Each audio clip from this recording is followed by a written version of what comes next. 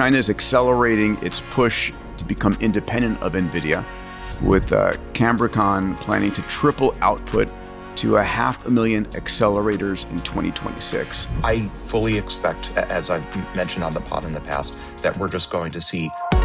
Having an open source model that you can test as you're developing it really closes the feedback loop a lot more aggressively here. And most of the Chinese models are optimizing around this very sparse MOE type structure with DeepSeek and similar arches with muon kind of acceleration. So you're getting towards one architecture that they can just engineer and output industrially.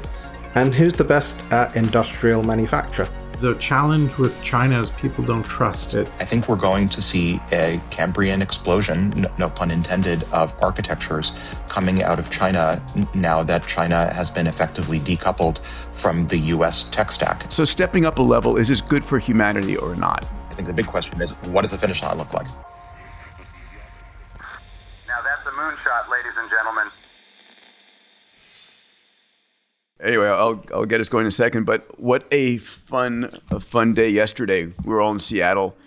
Salim, we missed you. You were in Brazil. Good morning. You arrived from Brazil, at 6 a.m. this morning? Yes. Yeah. And got an hour and a half of sleep in, so I'm foggy as F. All right. Well, hey, that means we all have a shot at you. But I'm just back from Rome, and Emad's in London. Let's kick off with the covering the world we've got going here. Yeah, fantastic. And Alex is just back from San Diego.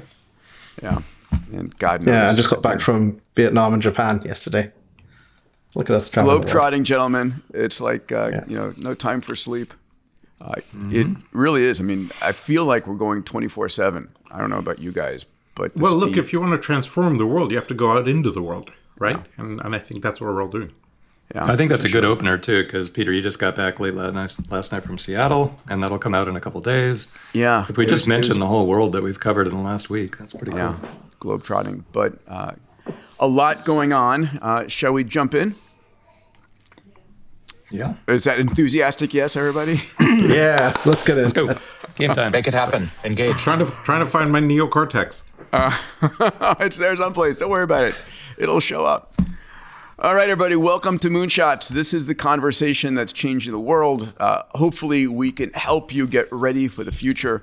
And this is the news that if you're not watching the Crisis News Network and you have time to watch Moonshots, we hope we'll deliver to you sort of what's going on, what's happened the last week in AI, robotics, data centers, energy. It's a lot. Here with all of my incredible Moonshot mates, we have a fivefold increase in capabilities here today, because not only do we have AWG, we have Emad as well, Salim, DB2. It's going to be amazing. All right, going to jump into our first stories. We're going to start with where AWG was last week, NeurIPS 2025. So Alex, this is you. Yeah. NeurIPS this year was a bonanza. I've called it in past Woodstock for AI. A few observations. It had more than 29,000 registrants this year, which is almost 50% increase over last year. It was enormous. The Alibaba, the Chinese lab, had 146 papers accepted, including Best Paper Award. Anecdotally, the language that I heard the most in the hallways was Mandarin. There was a sense that the frontier labs have all the resources, the academic labs do not, and the frontier labs were at NeurIPS mostly to recruit academics. American, again, this is sort of a sense of the conference, if you will. The frontier labs and the frontier research coming out of the labs has largely gone dark. So what was being shown on the research end was largely coming from academic resources or academically resourced labs that are lacking the resources. There was on the sidelines, even though frontier labs were there to recruit, the publications and the oral presentations at this point largely not coming from frontier labs, except for Chinese frontier labs, which is also. So what does NeurIPS stand for, first of all? Let's start with that. So NeurIPS, formerly NIPS, stands for Neural Information Processing Systems. Okay. So it is the largest AI conference in the world. It's held once per year, every December. And it is where some of the most striking AI research historically has been published. It's also the place, the one time per year where all of the frontier labs are all under one roof. And you get really a sense of the pulse of the AI space just from being there. Some of the most interesting meetings happen in the hallways. Optimus Gen 3 humanoid robots there in force. You also see a sense of the vibes, the zeitgeist of AI right now. So you can see these are a bunch of photos and video I took from the conference. We've talked on the pod in past about how the Chan Zuckerberg initiative is now pivoted to solving all disease with AI, and that solve everything mentality that math, science, engineering, medicine are just going to be solved imminently with AI was very much on the show floor to the point where it made banners. It's really, I think, such a wonderful way to tap the zeitgeist of the space. Amazing. We should. It's interesting to see that a lot of it is hardware, and much more than you'd expect. There's a lot of hardware, and the feeling of the moment is that robotics in particular is the next big thing after agents. I should also mention a lot of the attendees watch and are fans of moonshots. And I think there would probably be a lot of interest if we were to do a recording in the future from NeurIPS or ICML or ICLR. Well, it's a global thing. I don't know so what those it bounces TLA all over stands the world. It's kind of like the Olympics. It's in a different city all over the world every session. So it just happened to be in America this year. But where is it next year if we want to record? I don't think they've announced that yet. Yeah, it's in San Diego again. Is it really back to back? That's easy. NeurIPS 2026. Here we come. All right, let's move on. There's something interesting that I think I should point out. ICLR, which is another similar conference, the number of first author affiliated Chinese papers went from 9% in 2021 to 30% this year. And the US number went from 52% down to 36%. I think we saw something similar with NeurIPS, but it'd be good to crunch those numbers. I think we can't emphasize that dynamic enough. And Emad, I'd be curious to hear if you have a different take on this. But my take on the floor was that American frontier labs have basically gone dark and are largely no longer publishing all of their internal results. Chinese labs continuing to publish in the same way that they're continuing to push open weight models. And so that the gap, the research publication gap is being filled in part with Chinese labs. I got a question for you on that. So I know exactly why the U.S. is going dark. You know, everybody working on these big frontier models is a former Googler. Not everyone, but almost all of them. And you know, and the billion-dollar signing offers are a real problem and we saw that yesterday at Microsoft too. It's just recruiting warfare. So Google has explicitly gone dark, you know, after being very open and publishing everything for years. So I know why that's happening, but why are the Chinese still being super open? Well, it's because the Chinese are backing open source now, aren't they? It's like deploy, use open source to make it more efficient, and then that's how we'll win. That's how the models propagate. Yeah.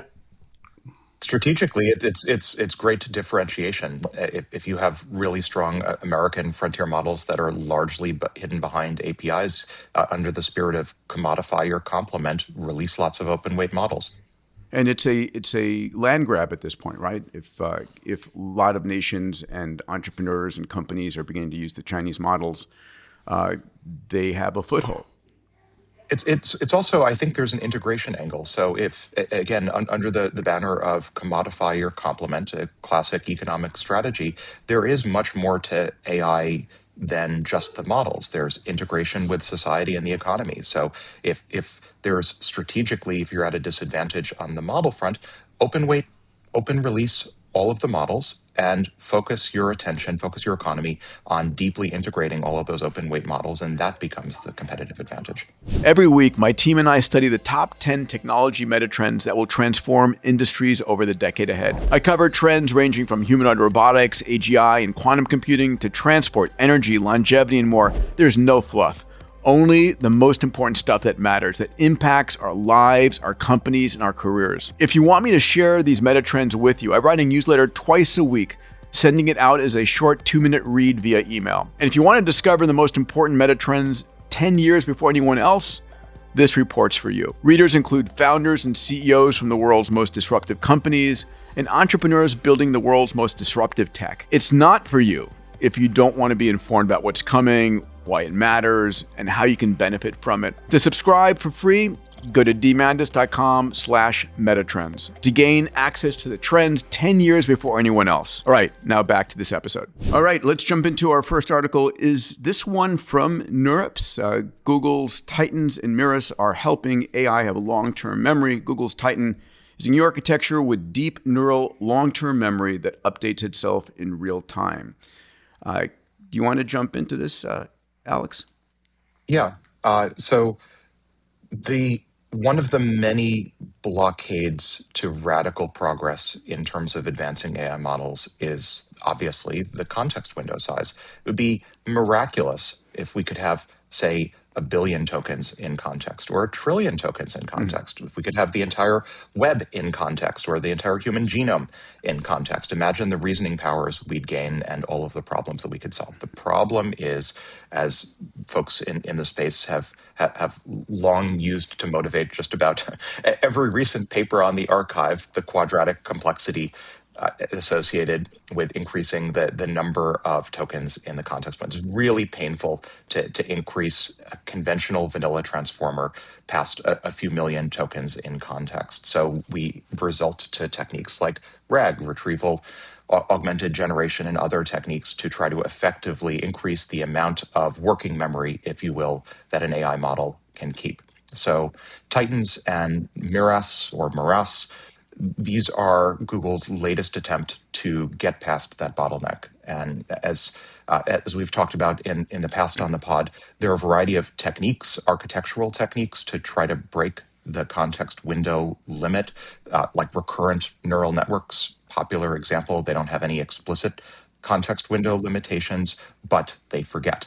So the approach that Titans and Mirrors propose is sort of biologically inspired, distinguishing between short-term memory and long-term memory. It's sort of ironic, given that the attention mechanism itself that's powering basically the whole economy at this point was originally designed for differentiable long-term memory.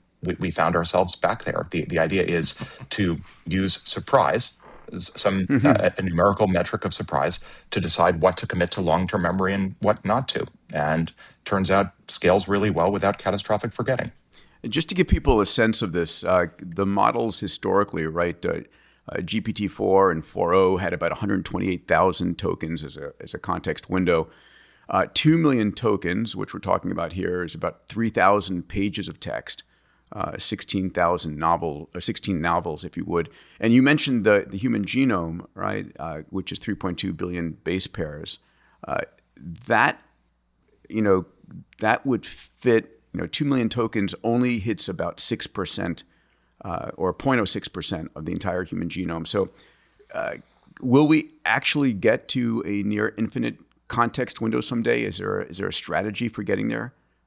Absolutely. And I think these papers and others, when Demis Hassabis talks about there being only 1 to 2 major AI advances at the level of transformers left before we achieve what he'd characterize as AGI, I think breaking the context window ceiling is probably at least half of one of those great advances. And I think we will absolutely get there pretty soon. Emad, how do you think about this? Yeah, I mean, I think I agree with Alex, and also this fits with Google's hardware architecture. So the massive kind of toroidal TPUs that they're doing that can handle huge amounts of memory, gigabytes, probably terabytes of memory in one instance. By making it more efficient, like from the graphs that we see on Titan and Mirrors, everything else kind of just slopes straight down. This goes almost continuous as you scale without the also complexity overhead, because you used to need almost exponential amounts of compute as well as memory to handle that increase. Being able to just capture everything in one go means that you don't need to store stuff to files anymore. Like you could have an entire picture of every email the organization has ever said just in the memory at once. So it can track everything and figure out the interconnections dynamically. And again, I think that's what helps you break through to that next level of performance. And it's pretty exciting. And I think a very logical approach that they've taken here with the surprisal element there as well. Right now, before transformers were a bit brute force, to be honest. This reminds me of Ben Goertzel, back around, I think, 2010 or so, launched the OpenCog project, which was an open source effort at recreating a mind. So he had different modules of what constitutes a mind, like memory, pattern recognition, sensory adaptation, etc. And they were trying to replicate each module in software and then improve the software. Typically, like Ben, very, very early for the timescale. But as we look at this and we're building like memory and we've got the processing power, it feels like this new generation will get to that point. And essentially, we're, without realizing it, actually growing a mind. All right. I can't wait because, frankly, I would love to have perfect memory. And when we add augmented reality glasses and an always-on version of Jarvis, having an assistant there that's able to constantly remind you of everything you've ever known and everyone you've ever met is going to be super handy. All right, let's go on to OpenAI. We heard about it in the last pod. We talked about their Code Red response to Google's growth and dominance. Well, some news is coming out. I want to announce today that looks like GPT-5.2 will be coming online next week. And this chart we're showing, which shows the benchmark and GPT 5.2 and Gemini 3 Pro, this is still hearsay. This was put up on X. Don't know if, in fact, if it's true. But just for fun, we're going to see, once again, are we leapfrogging model on model on model? And we'll see XAI come out again with something, I'm sure, very shortly thereafter. Alex, thoughts? The catchphrase I heard over and over again at NeurIPS this week is that this is a rat race. There are so many employees at the Frontier Labs who are just grinding away, competing at what they view as a rat race to achieve the Frontier Max in this case. I fully expect, as I've mentioned on the pod in the past, that we're just going to see leapfrogging on a near weekly basis. And we're seeing it. Absolutely. Yeah. Until we get to the finish line. And I think the big question is, what does the finish line look like? It's interesting that Sam went out and made this Code Red announcement, which got picked up by all the media everywhere, right? And it's kind of a interesting strategy because he's putting the organization on alert. He's letting the world know that he's put on alert. He got a lot of negative press from that, but he doesn't care. He just wants to refocus the organization. It really is an interesting management strategy. Emad, there's another comment that a good crisis is a terrible thing to waste. I love that. That's fantastic. Leverage that, right? You're really, and I think that sends a message throughout. Look, Google did this exactly the same thing, right? They Sergey Brin said, "I'm parachuting back in. We're going into founder mode, and we're going to solve this AI thing," and they've done it. And this is now the leapfrogging rat race, which is good for the consumer in so many ways. It's amazing. Yeah. We're gonna be sharing the conversation we had last night on our next pod with Mustafa Suleyman, who's the CEO of Microsoft AI, and just foreshadowing that one of the conversations we talked about is safety. And if you're in a rat race and everyone's just trying to leapfrog everybody else, it feels like safety goes to the sideline, and it's just an accelerationist point of view over and over again. Emad, any thoughts on this Code Red? Yeah, I think the Code Red makes sense because the competition is intensifying and there's only so much attention that consumers have, as it were, for these kind of models. This benchmark chart I'd be very surprised at because, for example, it has video MMU and GPT-5 can't understand video at the moment. Mm-hmm. So it'd probably be a brand new architecture underlying that. However, all these numbers will be hit in the next 6 months probably, let alone a year. And Dave, that's why we're running out of benchmarks. Well, Peter asked me, should we put this out there? Because we have no idea if this is real or not. It's just a leak, an internal leak. And we'll know next week. We could look really stupid if this is totally wrong. But I wanted to actually make sure we put it out there in case anyone wants to trade on Polymarket. Because, right now, the end of year, you can buy ChatGPT or OpenAI at 6 cents on the dollar. So if that humanities last exam number is right, that's just mind blowing. So we'll find out next week. But wanted to at least give everybody a chance to see it and make their own guess on whether this is real or not. And like Emad said, we'll hit these numbers within 6 months, no matter what. Somewhere. The other thing that was really interesting last night at Microsoft is that we'll start adding a column to all these charts that has Microsoft's numbers independent of OpenAI. That's the mandate now. I think Mustafa was really clear that, yeah, we're going to be another column on every one of these charts and another line on Polymarket. Yeah. Well, I guess one other point just to note, Sam has got a lot of capital to raise in order to implement the build out that he's announced. And I think this kind of I'm willing to do whatever it takes to stay out front is part of the strategy, being able to raise capital and get ready for an OpenAI IPO. That's a great point. That's a great point, Peter. This is as much for investors as it is for the general public and for the employees. Yeah, but I think the bottom line for all of our subscribers listening is expect this on a week-by-week basis, which is what makes our conversations on this pod so interesting. It's like it is watching.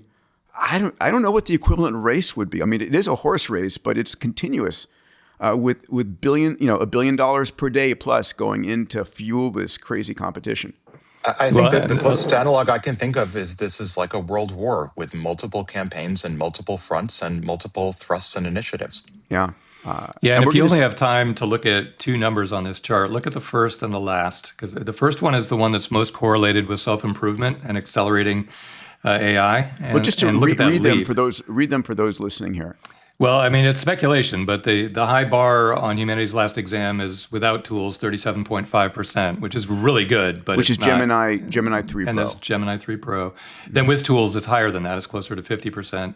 Here, the speculation is that they've leapt all the way up to 67.4%, which would be crazy. I mean, again, only Alex can answer those questions as far as we can tell on this podcast. I think Emad would do a good job as well. But seriously, they're damn near impossible. What does with tools crazy. mean for those who don't know? Well, so then the AI, it doesn't just answer in one pass. It's allowed to actually use a whole variety of calculators and really any kind of a tool that doesn't give it the answer. It's allowed to use in its chain of thought, and it can iterate many, many, many times. And so it's not just the standalone LLM; it's the LLM accelerated or enhanced with other software, which is perfectly fair if you're trying to solve a world problem, cure a disease, or whatever. That's why they use that benchmark in addition to the raw benchmark. Yeah. And then the last line is the one that Alex loves for good reason. It's, self-improving is one thing, but then self-financing is another. And Alex, you talk about that better than anyone. I'll hand it to you for that. Yeah, Vending Bench 2 and Vending Bench Arena, I love to the extent that we have any sort of economic Turing test or economic benchmark for agents' ability to autonomously deliver a return on capital. That is what we have right now. And as I've mentioned in the past, maybe just project this into the ether. I would love far better benchmarks for measuring economic autonomy than Vending Bench, but Vending Bench is what we have right now. Because it's coming. Yeah. Actually, there's another thing that just crept in, didn't make it into the slide deck, which is there's a trading competition with the AI bots, I think, on the crypto side of things. And there was a mysterious model that actually made a profit reliably all the way through. And Elon Musk just announced that was Grok 4.20. Nice. So that just the literally snuck in. leapfrogging continues. The leapfrogging. And so he said, that's how you pay for all the GPUs. Just going to let Grok 5 wild on the stock market. So you're going to compete against Elon and his million GPUs. Dollars are the best benchmark. All right. Anthropic is making news once again. There's a lot of excitement and energy. And right now it's still a bit of rumor, but that they will have an IPO as early as 2026. So Anthropic is negotiating a new funding round that could value them at $300 billion as revenue is projected to reach $26 billion next year. They're aligned alongside OpenAI, which is also exploring a future IPO. So if we've got OpenAI going public and to access capital and Anthropic going public, I have to imagine XAI is also going to go public sometime in the near term. Thoughts on this one, gentlemen? I'll comment. Oh, go ahead, sir. No, go ahead.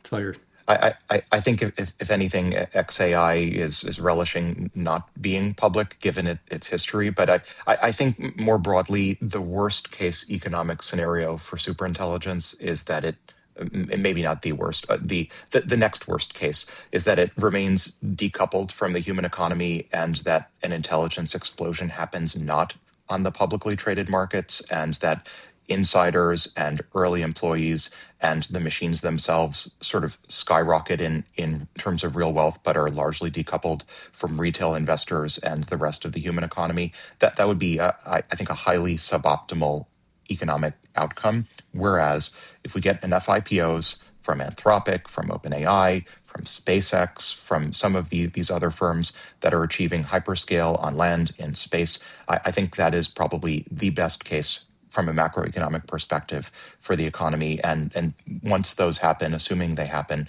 I think it's far clearer to see how the economy grows past the so-called debt crisis, how we achieve hypergrowth, real hypergrowth over the next 3 years. Dave? Well, having founded and taken a company public, this is a big, big step. And when Dario, the CEO of Anthropic, Dario Amodei, gets interviewed, he says, I actually never visualized myself being a CEO at all. I'm surprised I'm in this position. Then when you become a public CEO, it's a whole nother level. So I'm guessing he'll grow into the role, but it's a big deal. And so why do it? And why would Elon be relishing not doing it? Well, once you're in the public limelight, all your dirty laundry and your code reds become, crystal clear in your stock price every day. It's it's very hard to do what Sam does right now, roam the world selling the story when your dirty laundry is right there on every stock ticker. So it's another level, but they have to do it because you can raise $10, $20 billion privately, but you have to tap into the public markets. Yeah, you got to be talking about much bigger numbers, and the only way to do that is through the public markets. And it gives you a currency for acquisitions, which is important. I think it also increases trust in a company if it's a public company versus being a private company. Yeah. Sam was at Davos last year, and I was, following him around on the streets of Davos, and I mean, just the back-to-back. Were you stalking him, Dave? He actually had this. You couldn't miss him. He had an entourage as big as the president of a nation. But he's just doing meeting after meeting after meeting, saying, "Give me another $1 billion. Give me another $1 billion." And you can see how there's no way that can scale to what's happening next in. I mean, in and part of what's coming out in the news right now is a lot of the deals that Sam and OpenAI have announced are options and not actual deals, which is fascinating. Yeah, I think you're at this fascinating time now, though, whereby the dollar benchmarks are starting to accelerate. The revenue's ramped up, like Anthropic's at 10 billion of revenue just a few years in. It's amazing. And they're actually catching up to OpenAI. But then the competition is going to get intense. Like Opus 4.5 is $25 per million tokens. Grok 4.1 is 50 cents. Will you see substitution occurring? Or will you see these models actually just being used to literally make money? Like I said, I can easily see Elon in particular just say, Grok 5 is going to pay for itself and all the GPUs by being the best hedge fund in the world, and just let it loose on the stock market. And macro hard is going to replace all the SaaS. Yeah. So it's an interesting the other thing that happened this week concurrent with this, it's not in the deck, but the cost of HBM memory, the memory that drives AI, skyrocketed. It went way up. And OpenAI in the news said we've reserved 40% of the world's supply of memory for our own data center work, in Abilene, Texas at Stargate, which is crazy. Normally memory comes down at a rate of almost half a year in cost. And so to see it go the other direction is the first bellwether that, hey, there's going to be a huge shortage of compute. And if you don't go public and raise the capital and lock up the supply, you're going to be left compute starved. Yeah, I mean, the same thing is going on in fundamentals, right? I didn't put it in the deck, but there's a copper crisis right now. The price of copper is going through the roof because of wiring these data centers. All right, let's move on to our next story here. Wait, quick point. Yeah, please. If their next year revenue projections are 26 and the valuation is 300 billion, that's only 10 times revenues. Palantir is trading at 111 times revenues. So that's cheap in that sense. It's a good point. No, it is reasonable. It's crazy big numbers, but it's perfectly reasonable. I think Salim is saying it's overly reasonable. It should be at a higher valuation, and it will be. It'll probably spike after an IPO. All right, here's our story. OpenAI finds confessions can keep language models honest. So a new confessions method trains models to openly admit when they're hallucinating or when they've broke instructions. The method encourages models to self-report mistakes instead of hiding them. So I am completely curious here. It's like, okay, so you use this methodology. Do you actually get two reports? Here's my answer and here's my confessions. Emad, what's going on here? Yeah, I mean, this whole thing with next token prediction, right, is that the models kind of go along and then they can't have the self-reflection and more things like that. I think that what you find is when you've actually got the right prompts, the right planning, and then the right loops, you get very interesting things occurring, particularly as the hallucination rates are dropping now as well, because the models used to jump a lot and skip these behaviors because they didn't have the self-reflection, they didn't have some of these other things. So I'm not very surprised by this. And again, I think what we'll eventually see is what we saw with the DeepSeek v3.2 math paper, a concept called a meta-verifier, where the models learn from their mistakes. So rather than just checking against a very small baseline, are you being honest? Where have you made mistakes? Having that as a verification loop is very similar to how humans learn. And that's what causes big leaps in some of these more frontier areas of thought as well. You know what I found shocking? I asked one of the models, how often are you hallucinating or providing wrong answers on average? And I found a couple of studies, and one of them was that 25% wrong answers on everyday user questions. Another one said GPT-4.0 and Claude 3.7 Sonnet hallucinate on an average of 15 to 16% of the time. And I never expect that when I'm asking my questions. I'm assuming, and I think the majority of all of everyone, perhaps not you, Emad and Alex, I'm assuming that they're correct. If it's really 10 to 25% hallucination, that's scary. It's basically the same as a human doctor, right? And the interesting thing, though, is that it's dropped. So GPT-5 dropped it from 18% down to 3%. Mm-hmm. So it was the last generation of models. Yeah. Yes, go ahead. Can I give you a dramatic example of this? I think it's worse than a human doctor because they're actually trying to please you, the models. Yes. So therefore they're saying whatever. I had a TV where the power went bad. And ChatGPT said, "Oh, if it's this model, and it's making a buzzing sound." Yeah, you mentioned that in our last pod. Yeah, so I asked it then, okay, who do you know that can fix this? And it gave me names of 3 local TV repair shops that were completely hallucinated with phone numbers, websites, names, addresses. And I started calling them. They were all the phone numbers didn't work. And then I went and looked up. None of them existed. So this is a big problem. If I lift up a level for this confession thing, I think it goes back to the earlier point that it's great to have a feedback loop. It gave me somewhat chills because I went to Catholic high school and the idea of confessions is somewhat chilling. Who's the priest is my question when you do this type of model, but I think the feedback loop is very powerful to have. Wow. I think it's also worth mentioning the 50-year-old notion from economics of Goodhart's law, which is that when a measure becomes a target, it ceases to be a good measure.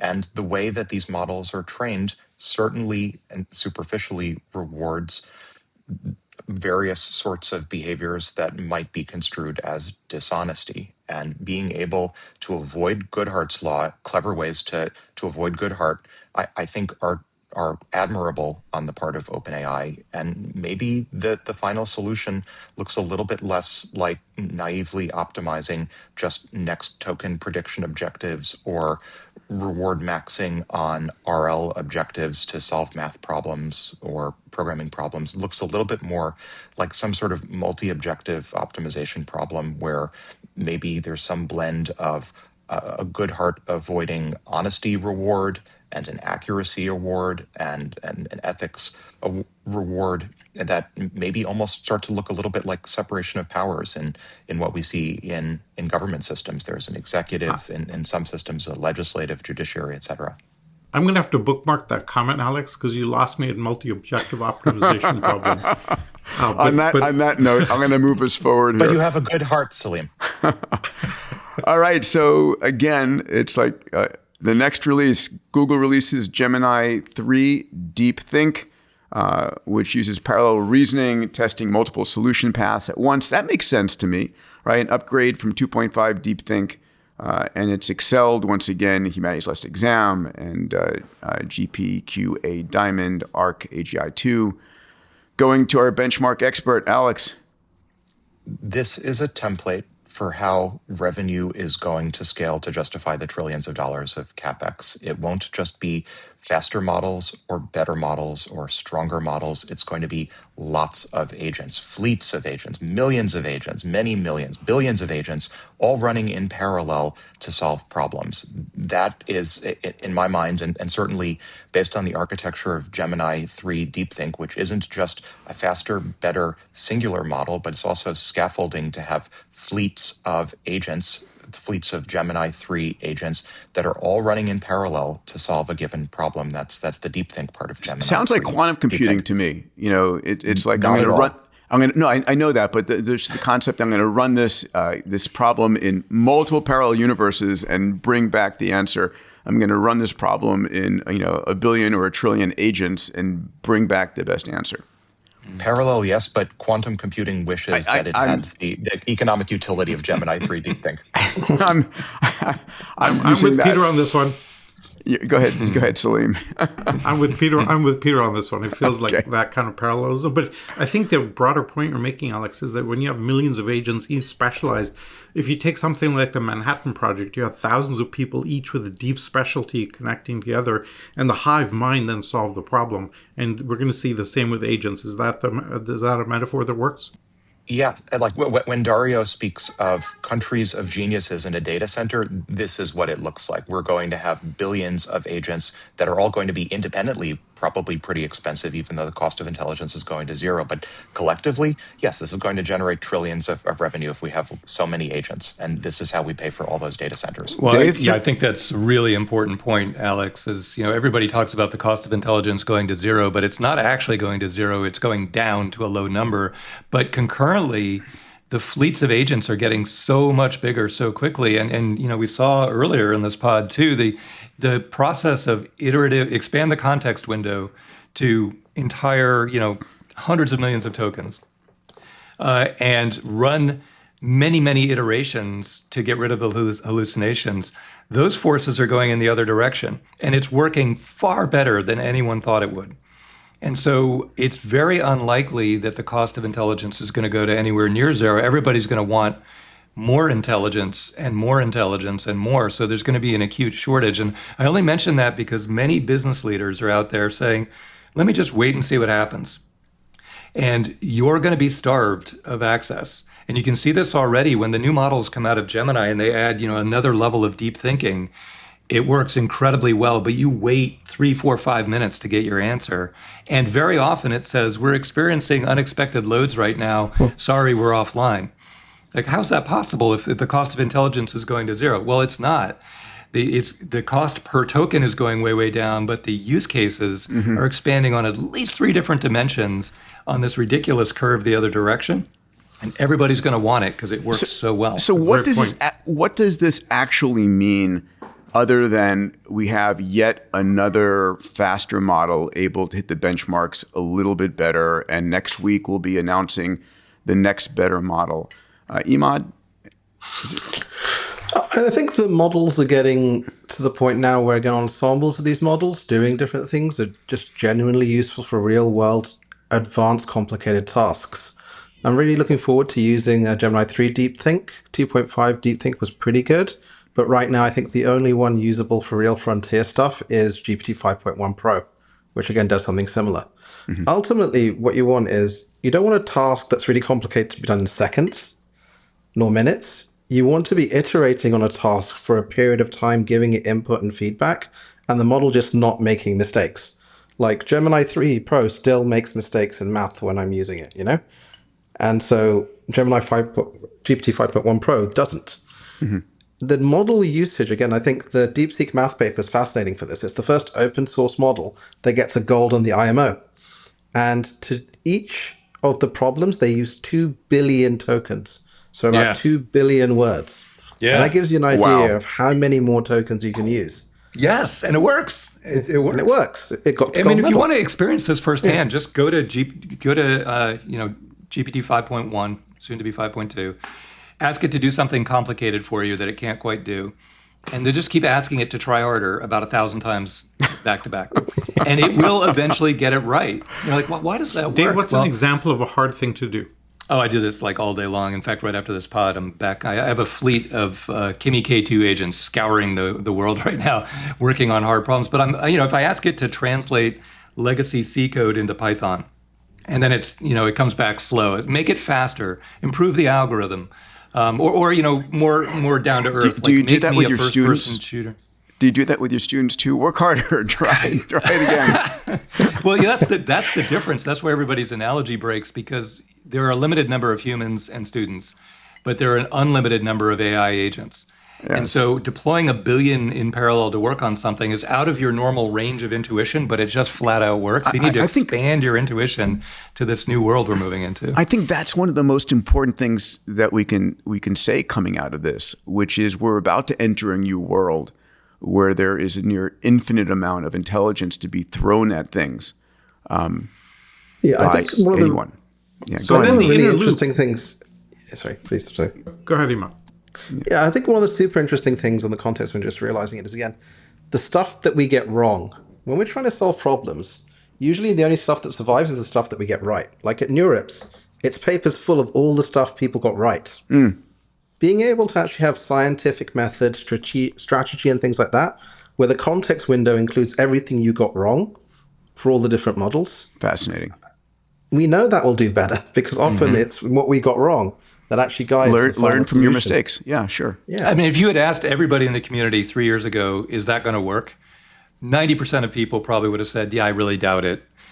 But it does. Now everybody agrees. Everybody at NeurIPS, I'm sure, it just flat out works. But that means you need massive, massive numbers of parallel agents, and even any given agent needs many iterations.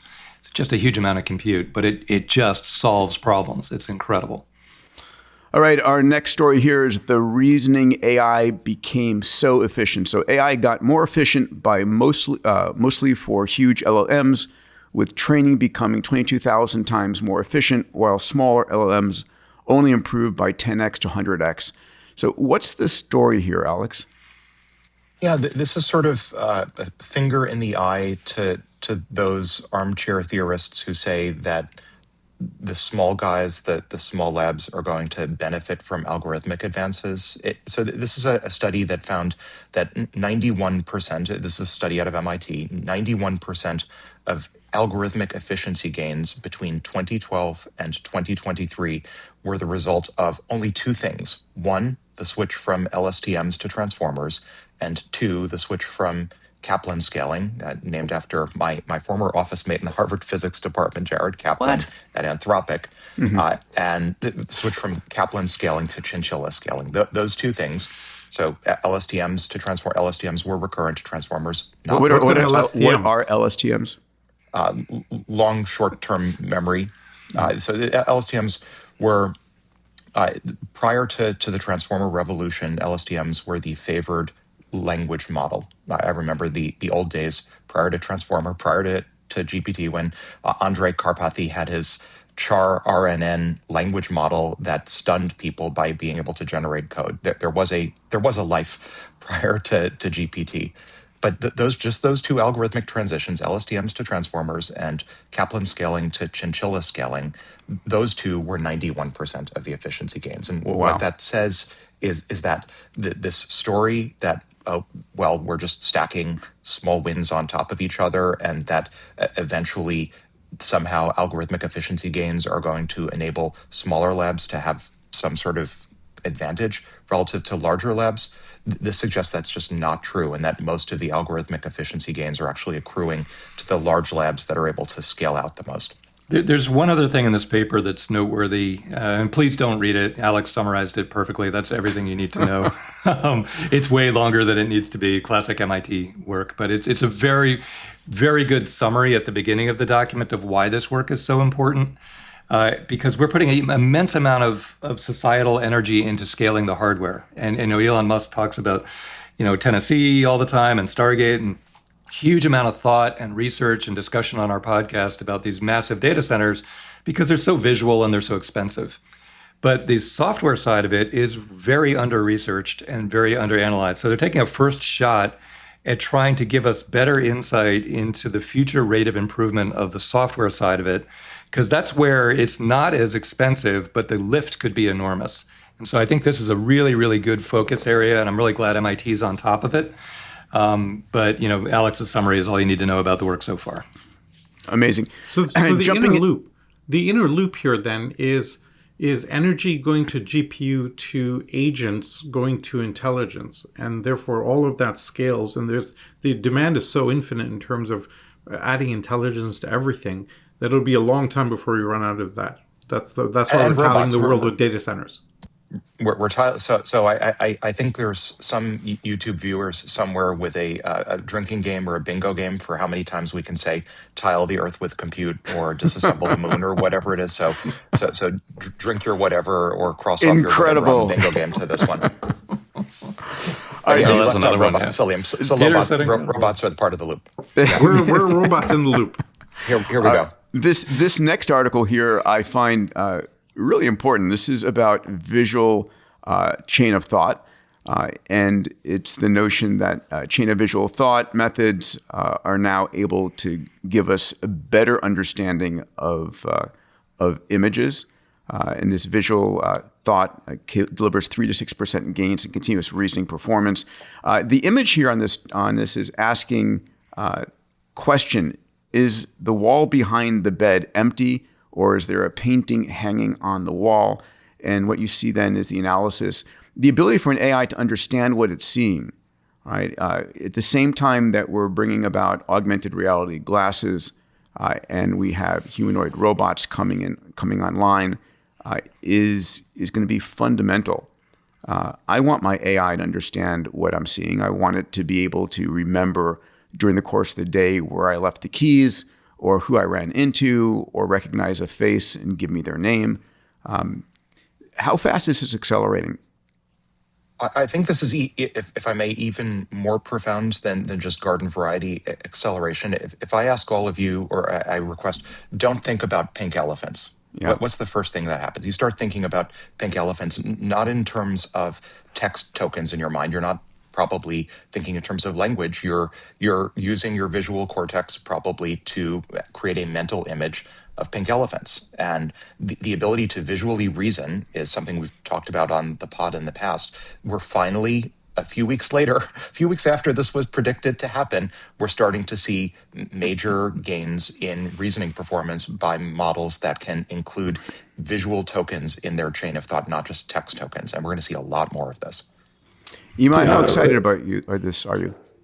Yeah, I'm not surprised at all by this. It's very exciting. I think it's actually something fundamental to reality. Models are the things with the best math that approximates reality. And we've seen some interesting things before. Like originally we built Stable Diffusion. And then from Stable Diffusion, we extended it to 3D using the same knowledge. We found out, actually Harvard did a study, that an image model understood 3D. Then we extended that out to video, using the same thing. It somehow actually had a concept of physics in there. And in fact, if you look at the latest image model, that's top of the charts now, Flux by the Black Forest Lab team, my former colleagues. It started with a language model that then got a video model that then became the best image model in the world. And you see now, for example, Luma recently raised $900 million from Humane and others to build world models where you input all this data, image, video, text, etc., because text is low dimensionality. If you actually want to understand and reason, you need to have all the different types of data. But the latent spaces are actually very, very similar to them all in terms of your understanding of the universe.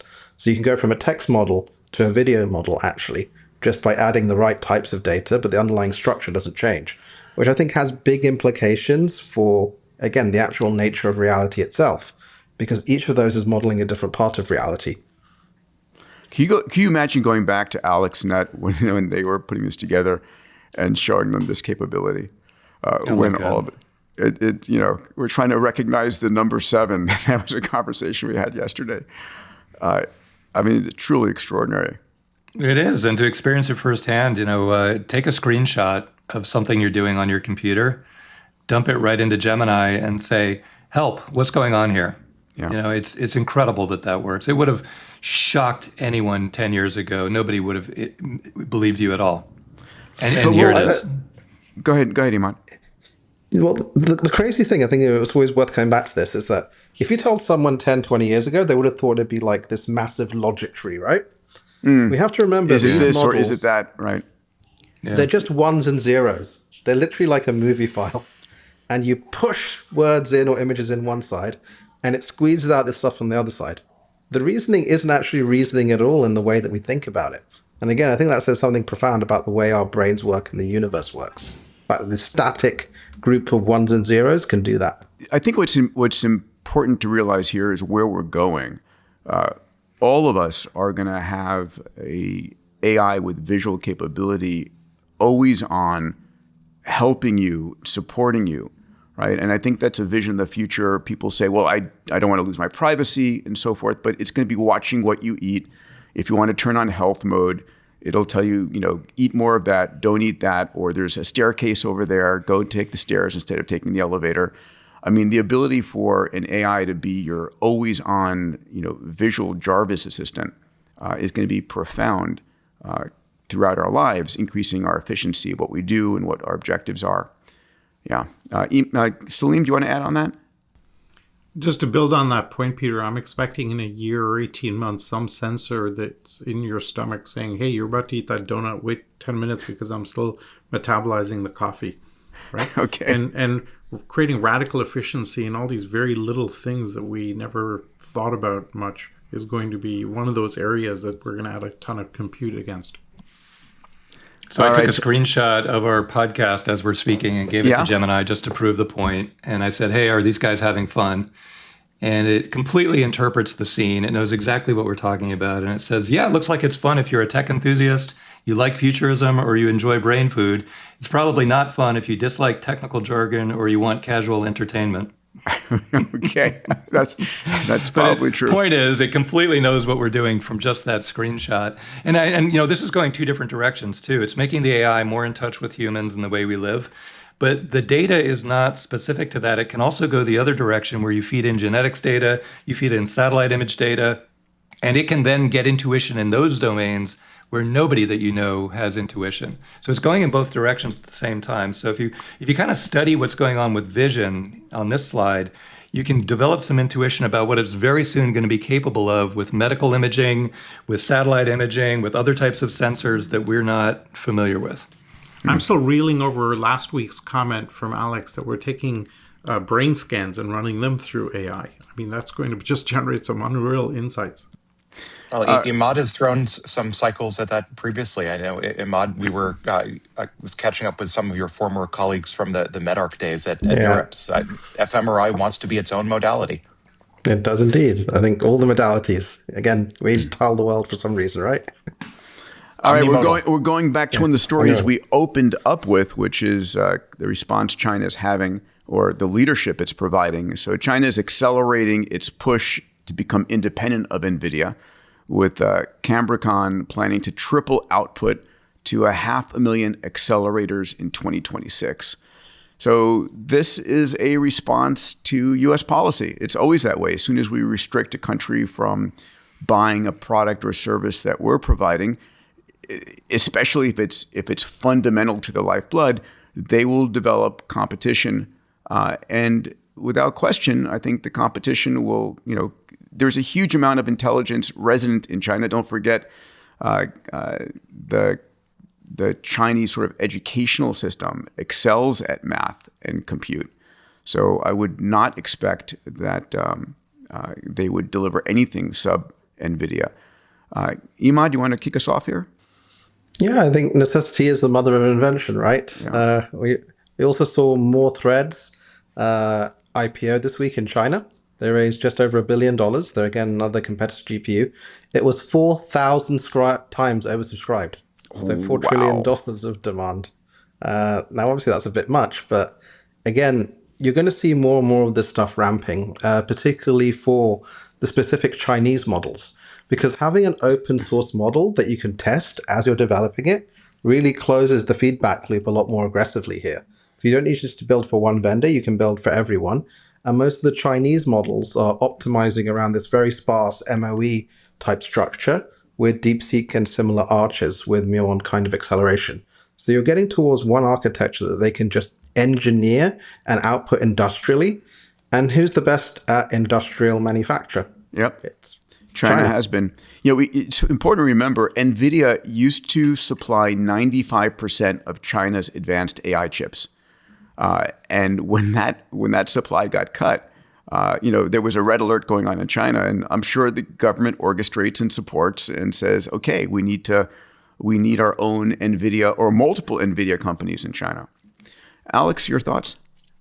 Yeah, we don't have a slide for this, but I would definitely encourage the audience to read the national security strategy that was just released in the past 48 hours. It's most certainly eye-opening, and I think spells out a pathway for tech decoupling between the US AI tech stack and the Chinese tech stack. I'm reminded during the Cold War, the Soviet Union had what for those years would have amounted to an independent tech stack and was experimenting with all sorts of crazy architectures like ternary computing and other to Western eyes unconventional choices. I think we're going to see a Cambrian explosion, no pun intended, of architectures coming out of China now that China has been effectively decoupled from the US tech stack. And maybe many of those innovations will end up one way or another benefiting the overall world, benefiting the US tech stack. I think we'll see a lot more experimentation coming out of China post-decoupling. So what's the implication of this? I'd like to spend an extra couple minutes on this because China is going to be going as rapidly as possible, developing its models. It's developed fully its energy ecosystem, 10x further than the US has. We're going to talk a little bit about China's desire to put data centers in space. Any thoughts on the long-term implications of this complete parallel development between the US and China? I think we see an intelligence race, and that will lead to diversity. We're going to see so many different architectures that are all competing in the US. In the West, we have a whole handful at this point of frontier labs that are all vertically integrating with their own chip architectures, many of them in partnership with Broadcom or other lower level infra providers. Now we're starting to see the same happen in China. I think in the end, this heterogeneity that we're seeing in terms of tech stacks is only going to further accelerate the race that we're already in to the finish line. And I would pose the question, what is the finish line that we're racing toward? Because we're going to go much more quickly with this level of integration. So stepping up a level, is this good for humanity or not? I think all other things being equal, more experimentation can probably be better for humanity. Query whether it's good for the US or not.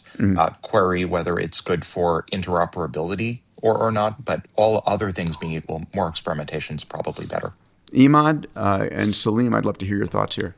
I think the good news is that more technology development is generally better for the world. If I think about the counterposition between the US and China, I think a lot of the future will depend on where you end up with trust, right? And the challenge with China is people don't trust it. Now, people are losing trust in the US on a week-by-week basis. So there's that to be considered.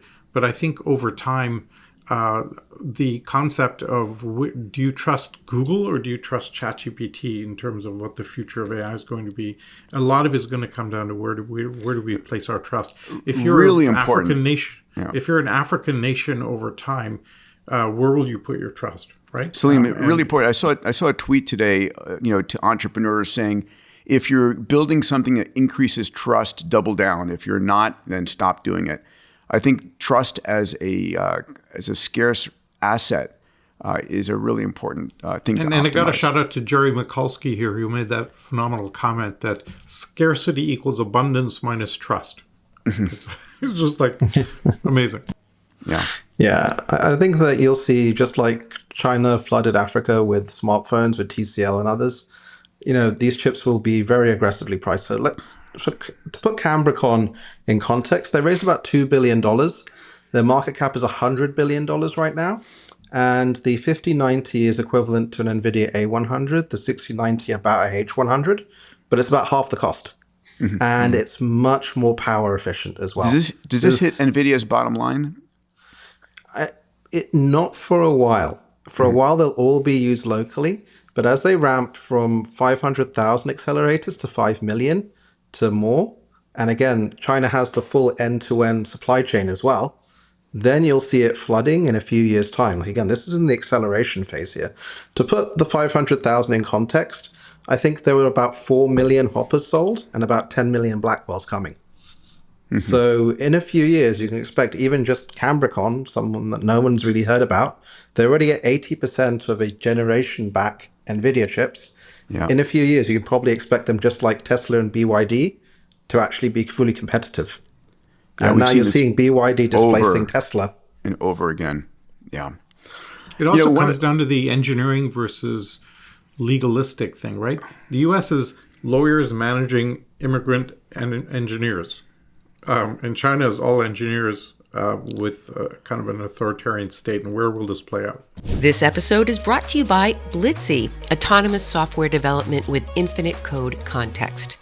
Blitzy uses thousands of specialized AI agents that think for hours to understand enterprise-scale code bases with millions of lines of code. Engineers start every development sprint with the Blitzy platform, bringing in their development requirements. The Blitzy platform provides a plan, then generates and pre-compiles code for each task. Blitzy delivers 80% or more of the development work autonomously, while providing a guide for the final 20% of human development work required to complete the sprint. Enterprises are achieving a 5x engineering velocity increase when incorporating Blitzy as their pre-IDE development tool, pairing it with their coding copilot of choice to bring an AI-native SDLC into their org. Ready to 5x your engineering velocity? Visit Blitzy.com to schedule a demo and start building with Blitzy today. Emad, you're kind of in Europe, or you're in a previous European nation. And we've had this conversation on this pod over and over again about Europe has been in an sort of an AI winter or ice age, as the case might be. So here we see EU to open bidding for an AI gigafactory in early 2026. Europe is finally making a serious move to close its compute gap with the US and China by greenlighting an AI gigafactory bidding in early 2026. Emad, what does this mean? I mean, every nation needs sovereign compute because their intelligence of their nation will be dependent on the number of GPUs, right? The EU, with their regulatory acts, has kind of held AI behind. But, I mean, recently we saw Jan LeCun's now hiring for teams in Paris. You know, we see teams in Germany. We had the Stable Diffusion team. There's a lot of talent there. It's just they got to cut the red tape. And we're seeing, I think, a change in that. And now the UK, Europe, and others are like, well, this is the future. We have to cut the red tape. But the US is still far, far ahead. Can they move fast enough? I saw, they're going to relax GDPR to give access to data. Finally, I mean, GDPR was just a chokehold on entrepreneurs. I mean, how are you feeling in the UK right now? So I think, again, you've seen a step change just in the last few months. And as the agents hit next year, proper agents, not these stochastic parity agents, everyone has to change. No country has an option but to change and to go all in on this. Because if you don't, then you're going to be left behind. You'll be outcompeted by your peers. Yeah. Well, I'll tell you, just observing without judging, there's a square mile in Palo Alto, a square mile in San Francisco, and a square mile in Cambridge. And the gap between those three places on Earth, Cambridge, Mass, not the original Cambridge. The gap between those 3 square miles and the rest of the world is getting wider and wider at an incredible rate. And I have always the same observations that Emad has. There's amazing talent all over Europe and all over the world. And shouldn't this proliferate out to all that talent? But when I observe, that meeting we had with Richard Socher, I heard you go, holy shit, like 12 times during that meeting. Yeah. And there's nothing on the planet, and we'll talk about that Not soon, that we can say anything about it, but hey. We can't. We can't right now. But the gap between what's going on in those 3 square miles of the Earth and the rest of the world it's mind-blowingly big and accelerating very, very quickly. So I think, building data centers around Europe is way too little, way too late, unless it's done with some other, in combination with some other force that I don't know about yet. But just observing it, that gap is accelerating very quickly. Europe is best at public-private partnerships. The problem is that in this world, speed is the ultimate high-order bit, and speed is not the strength there. I mean, you and I have had so many meetings throughout many of the European nations, Salim, and the energy isn't there, right? The drive, the absolute, my favorite Joseph Campbell quote is, like a man whose hair is on fire seeks water, right? I mean, that's what we're seeing right now in the hyperscalers here. It's like, this code red. It's like, everybody jumping in. It's 24/7. It's not, what was it? It's not 996. It's I don't know what it is. It's 6/12/7. That really is that way.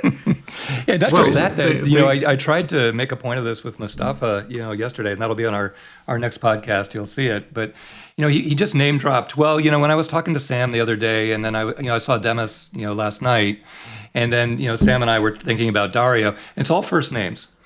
All of these are just first names to him, and so it's not corporate. It's not, data center investments made by the government. It's this very small group of people that are on a first name basis that have now, no joke, $50-100 billion budgets to build this out. So that's what's really happening. We saw the same thing in the space industry, right? In the United States, we gave birth to Blue Origin and SpaceX and Virgin Galactic and a whole bunch of entrepreneurial space companies. And in Europe, it's the industrial military complex, creating Ariane 5 and a few other smaller rockets. But they can't compete with the current entrepreneurial space industry. The only way to compete is because the government buys local, and that simply makes the entire space-based services that are launched out of Europe more expensive.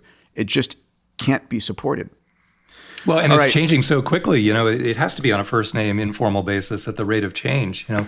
In Massachusetts, this will drive Alex crazy, but in Massachusetts, we have a very good relationship with our amazing governor, and she said, you know what I need to do? Put together an AI task force. And so the timeline on that kind of action is like 3 orders of magnitude slower than the evolution of AI. So in Europe, they would say sometime in Q3 of 2026, we'll start the discussion to create that task force. Actually, there's a very interesting thing. There's an initiative called nextfrontier.ai to build frontier AI labs.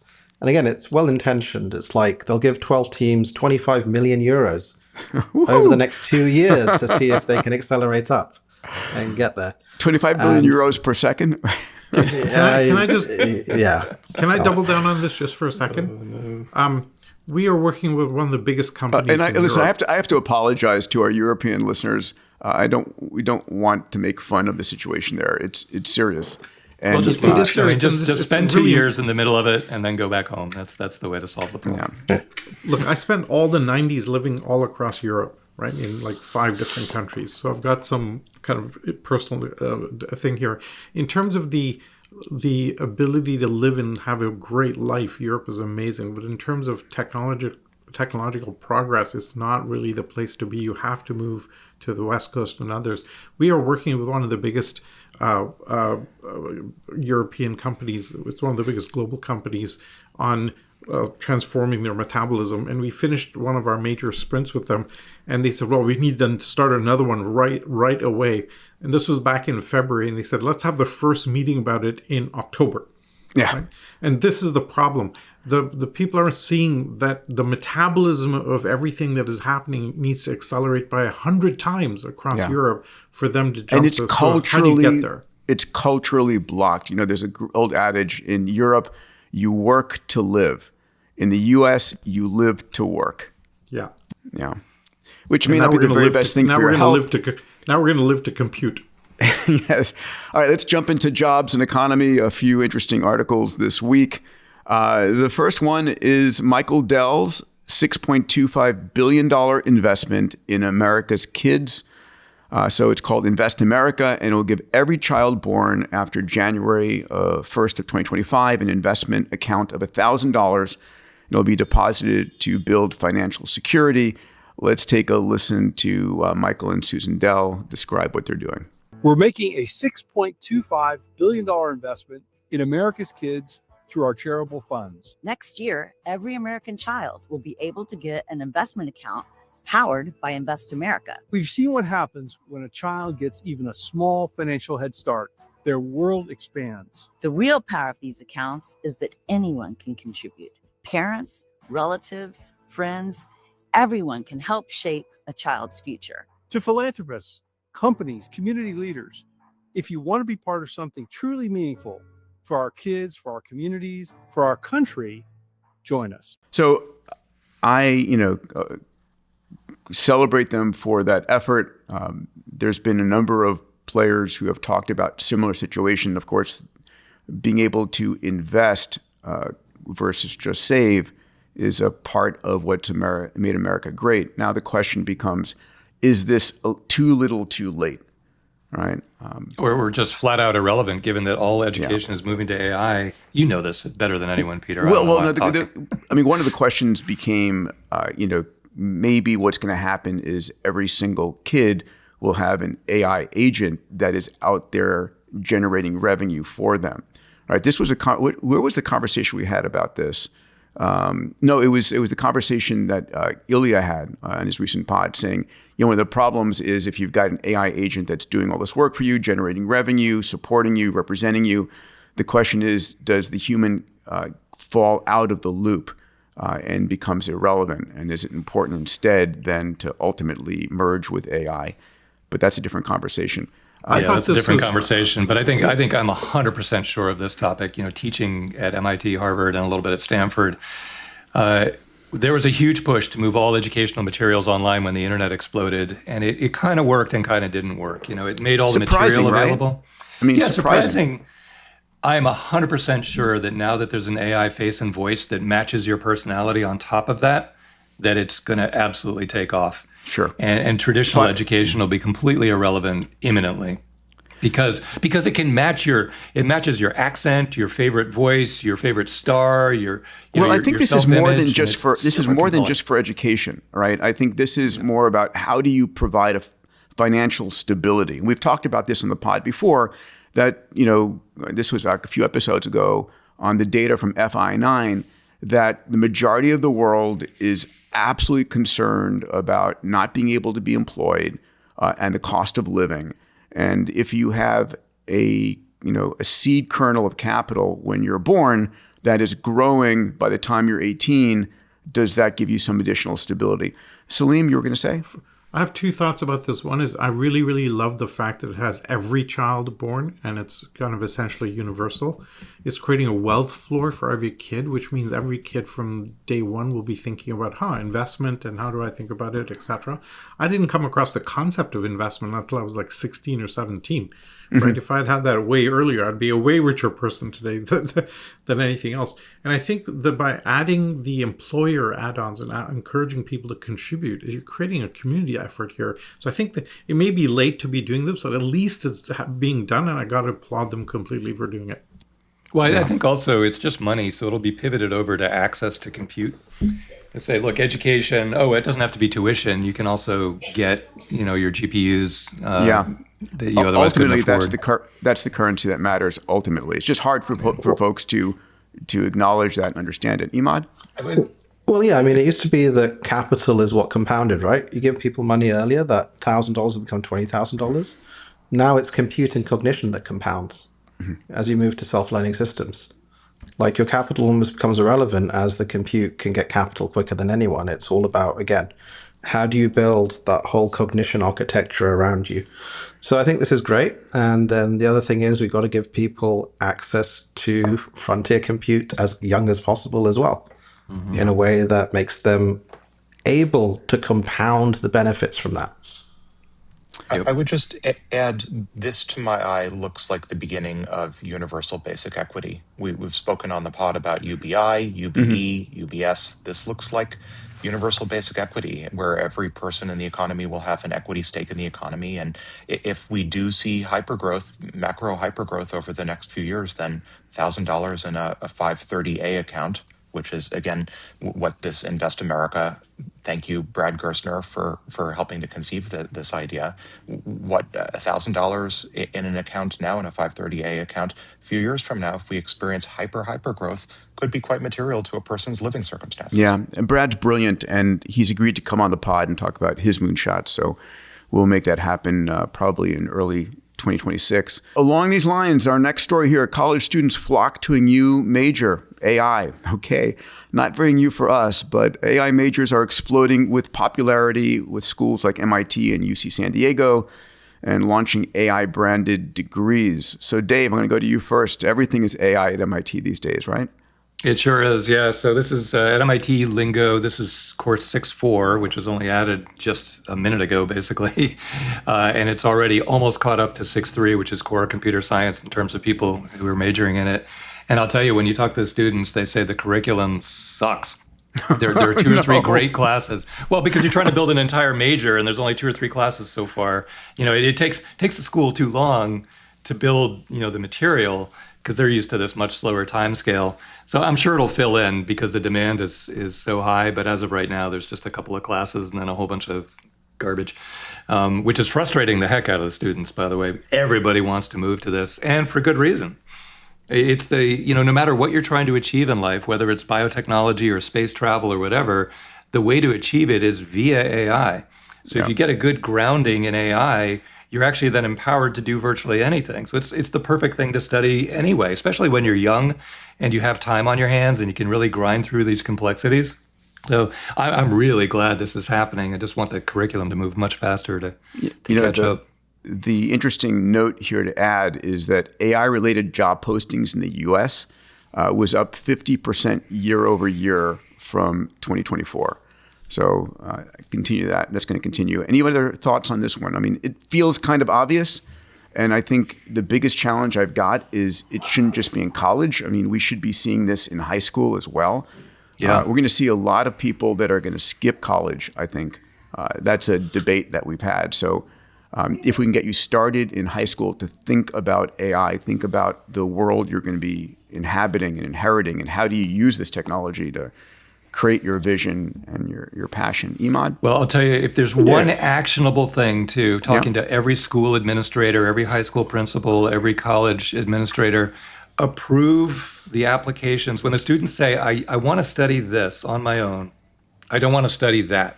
Yeah. Just say yes. Just approve it. Let them carry themselves forward. Don't hold them back and intrinsic force them to motivation. Study. Intrinsic motivation. Unleash them. Yeah. Just my favorite Joseph Campbell quote is "Follow your bliss. Let them follow their bliss." Yeah, that's a good one too. Yeah, Emad. Yeah, I think it's fascinating because the fundamentals of AI are not actually that hard. Like, it's not easy math, but it's not like that hard mathematics.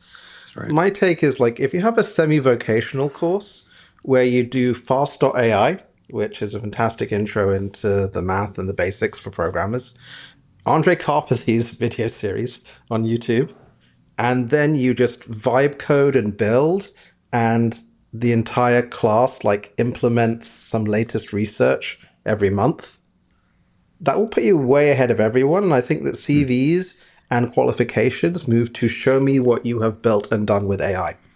So if you're listening to what Emad just said and you're a student, take exactly what he said. Take the Karpathy material. Karpathy is the one guy from that OpenAI original crew who is not a self-made billionaire because he's building education for the world right now. He's given up. He could be a billionaire tomorrow if he just signed some documents. He probably is anyway, actually, from his OpenAI stack. But putting that aside, he's building out the best educational platform you could ever imagine. Just go find him online. Then tell your high school teacher or your college professor, I want to study this instead. Can you allow me to do that in replacement for this class I would have taken? Brilliant. That's the solution. But what you just said is antithetical to the concept of a university structure, which is or a high school program. Yeah. No, I think just quickly, I think that if you implement the stuff together and discuss it, and again that fits with it, it's way better than doing it by yourself. Mm-hmm. For sure. But I'm just saying you have to literally hijack a high school curriculum or university curriculum to do that because it's not being offered today. To Dave's point earlier, Peter, Lily, my wife, has been pressured by all the local parents to have a day of just AI mind shift for all the teenagers. So we're going to do that and pilot that out and see how it goes. I heard that you've stolen Max Song, my Strikeforce member, to for join a day. You there. Yeah. I should also point out, Peter, I mean, just want to look at this for a minute from the perspective of economics. Right now, AI engineers are complementary good or complementary service to AI compute. The cost of intelligence is going to zero. And so right now, pursuing careers and majors in AI, highly complementary. But recursive self-improvement is also potentially imminent. And to the extent that recursive self-improvement gives us soon AI engineers, we might start to see AI itself become a substitute for AI engineering labor, in which case maybe this rush to major in AI at MIT and UCSD maybe reverse itself, unwind itself, and everyone goes back to majoring in the humanities like they used to. And we had the conversation in the past about, should you learn to code? And there comes vibe coding. One of the conversations we had yesterday up in Redmond, we'll hear about it later this week, was the importance of studying philosophy. All right, let's talk about the next job boom, which are in data centers, where the gold rush is for construction workers. So AI data center construction boom is making welders, electricians, and supervisors earn between $100K and $225,000. And these AI companies need that kind of labor. There's a national shortage of 450,000 skilled trade workers, and it's significant. This is a alternate career path where you don't come out with hundreds of thousands of dollars in debt. You come out with the ability to earn immediately. How long will this opportunity last before Optimus 4 or 5 or Figure 6 comes in and does this work for us? I don't know. Maybe it's 5 years, 10 years, something in that realm. Thoughts?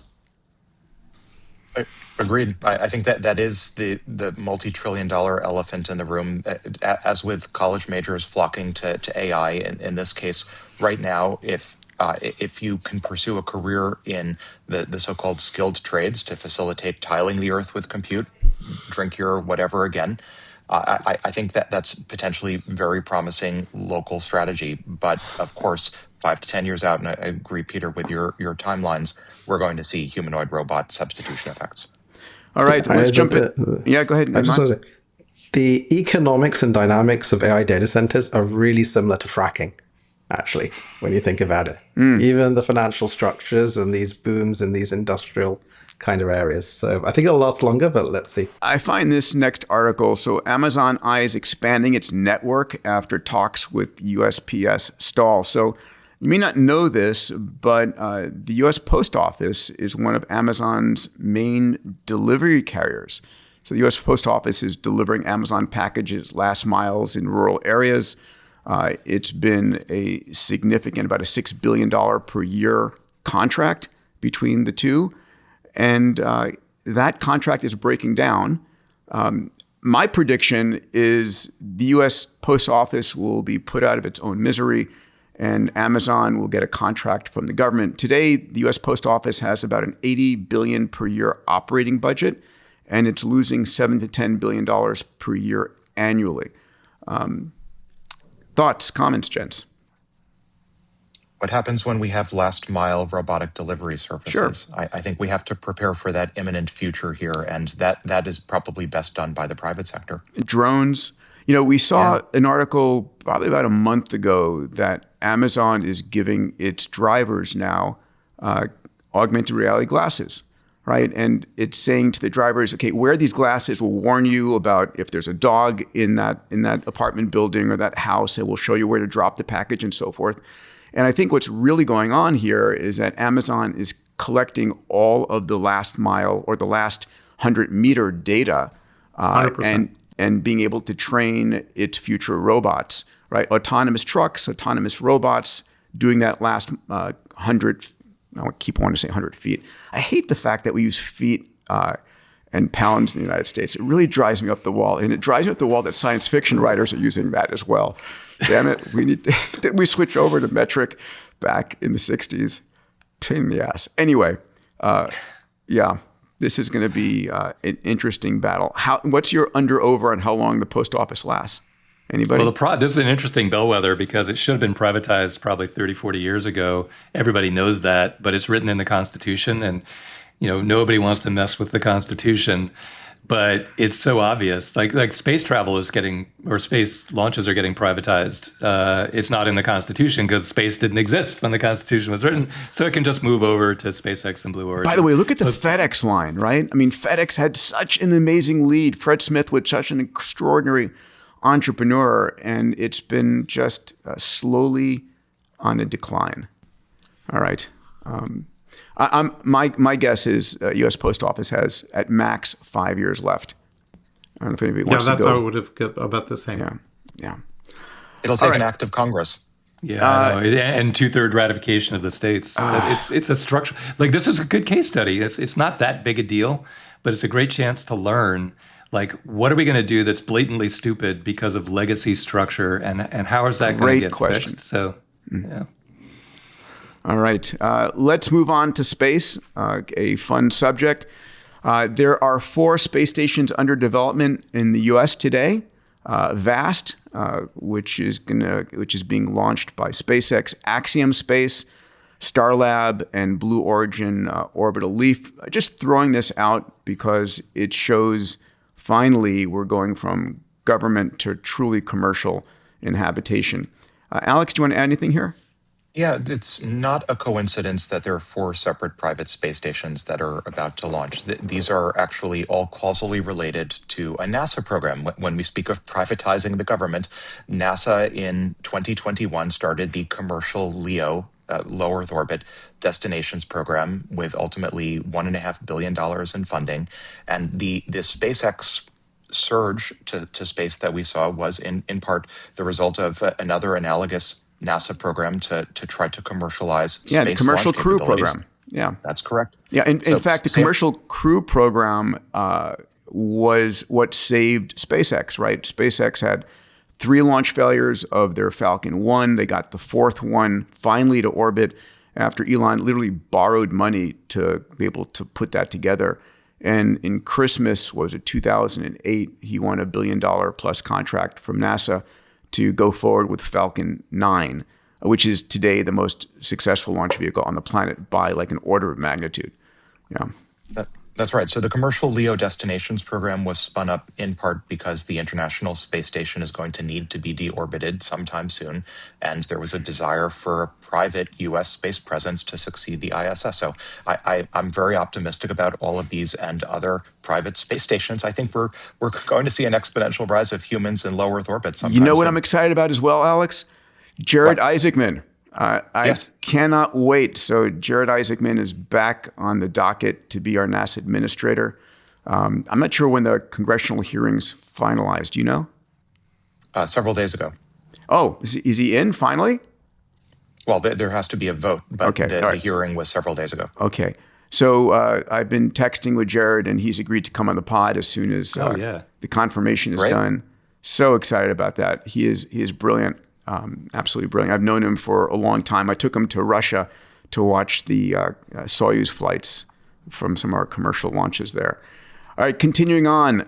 Wait, I have a quick comment. Yeah.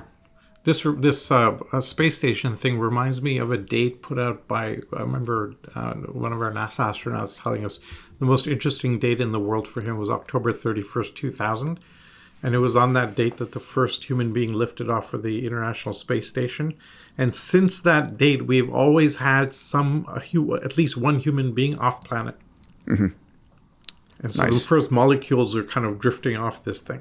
So this next article is a bit of a surprise that SpaceX is considering a 2026 IPO. I mean, I've had this conversation with Elon. He was always resistant to take SpaceX public for a number of reasons. When you're a public company, you have to disclose all the details. Doesn't want to disclose all of his details and how he operates to his competition. But the other thing in particular was, if you're a public company and you're spending a whole bunch of money to build Mars vehicles to go and colonize the Martian surface.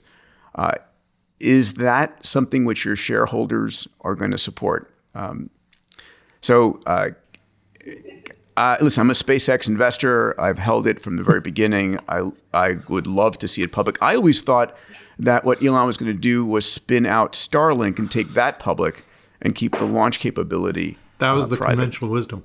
Yeah. I do think that... Oh, go ahead, Emad, sorry. Yeah. No, I mean, like, Elon's a smart guy, and he's got 1 million GPUs, and so they'll have more AI lawyers than anyone to attack the stupid people that come after them. But I mean, seriously, this is like SpaceX, XAI, Tesla all will basically have full AI teams, top to bottom. Like, you can criticize their strategy, the AI will just clap back at you. You can sue them for the silly stuff. I mean, and the AI will just clap back. It's a big difference in the way that you can actually run public companies. Yeah. You take SpaceX public and you take X public, and Elon, leaps over the $1 trillion mark in terms of personal net worth. Okay. I'm also, maybe to just comment quickly, I'm also not sure the historic story that Starlink would spin out and do its own IPO. I think with the rise of orbital data centers, I think that muddies the water somewhat in terms of Starlink as pure communication service versus Starlink as a predecessor to orbital data centers and putting compute up there and not just comms capabilities. So in that sense, I think I could imagine a scenario where orbital data centers are actually pulling all of SpaceX to go public, not just spin off Starlink. Yeah, and that's a relatively new part of the conversation. That's right. It's very recent. I love this competition. It's fun. My mission has always been to open up space, and I built so many companies on the space theme, and it does the 9-year-old in me so proud and gives me such contentment that 2 of the wealthiest humans on the planet are battling it out to open the space frontier. So Blue Origin plans to start flying cargo to the moon in early 2026 using its Glenn heavy lift rocket, which, by the way, recently did a launch and full recovery of its first stage. And it's backed by a multi-billion-dollar NASA contract for targeted human landings in 2028. The government has always wanted dual suppliers. So for most of the American spaceflight industry, for the 70s, 80s, 90s, it was, Boeing and Lockheed Martin competing for this. Here comes SpaceX, which becomes the dominant player, and now, the government wants a number 2. And it looks like it's going to be Blue Origin, which is super exciting. Alex, thoughts on this?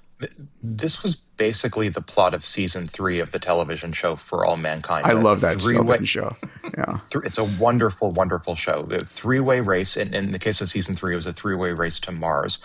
In this case, it's a 3-way race between SpaceX, Blue Origin, and China to land humans again on the surface of Mars by 2028 or earlier. And I think this resumption of a space race, which was dormant for 50 plus years and maybe also had collateral downsides for the rest of the economy in terms of overall innovation, it's coming back to life. We're back in the space race again, and one might hope we'll see a lot of growth and innovation come out of it. So the 9-year-old in me is so happy. Just to put some numbers and size against it. So NASA's 2025 Artemis budget, Artemis is their lunar program, their human lunar program, is $7.8 billion. Let's look at that compared to the Apollo program. So in 1966, NASA's budget was the